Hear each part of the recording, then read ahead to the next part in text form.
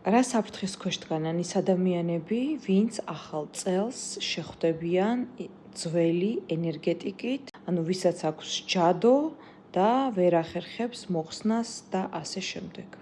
შესავალს გეტყვით, რომ იცით, ახალ წელს ზოგადად ჩვენი წინაპრებით და ეხლაც ადამიანები ცდილობენ, რომ მოიშორონ ვალები, გადაიხადონ ვალები, ყველაფერი ახალი შეიძინონ, რომ ცხოვრება დაიწყონ ახალი ფურცლიდან ახალ წელს. და მართალიც არის, მეც ესე ვაკეთებ. ასევეა ენერგეტიკაშიც, ყველაზე ბუმი მომართვიანობა ყოველთვის არის დეკემბერში, რომ ყველას უნდა რომ გაიკეთოს ჩემთან წმენდა, რომ ახალ წელს შეხვდეს ახალი ფურცლიდან და მოიწესრიგოს ცხოვრება. ვინც ვერ ახერხებს რიტუალის გაკეთებას, მის და უნებურად ხდება ესეთი რამ.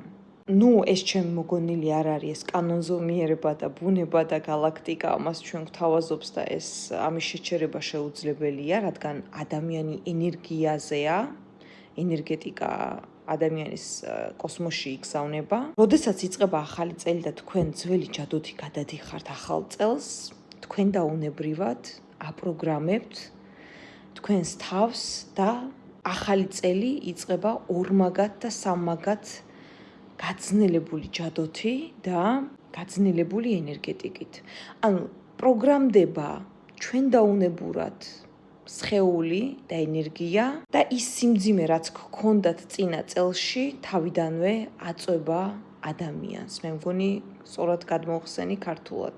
რა თქმა უნდა, ნებისმიერ დროს შეიძლება ჯადოს მოხსნა, რამდენი წლის გაკეთებულიც არ უნდა იყოს, მაგას ორი აზრი არ აქვს, მაგრამ როდესაც ადამიანს უფრო და უფრო უნადგურდება ენერგია, ჯანმრთელობა, ფსიქიური პრობლემები, ხო იცით, ჯადო ყველაფერ ამას იწვევს. რა თქმა უნდა, რომ ეს ადამიანში დატოვებს დახს და ძნელი იქნება მისი მოშუშება ადვილად და სწრაფად. არა ჩემი მხრიდან, არამედ ფსიქოლოგიური მხრიდან, იმიტომ რომ რაც მეტად იტანჯება ადამიანი, რა თქმა უნდა, რაც არ უნდა ჯადო მოიხსნა, ის დატანჯულის რეაქცია და ნაიარევი მაინც აქვს ადამიანს, ეს იქნება ურთიერთობის მხრივ, თუ ეს იქნება ზოგადად ცხოვრების მხრივ.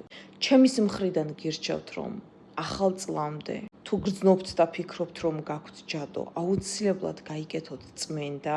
წმენდაზე ბოლო ჩაწერას ახალ წელს მივიღებ 22 დეკემბერს, რომ თვის ბოლომდე მოგისწროთ წმენდა.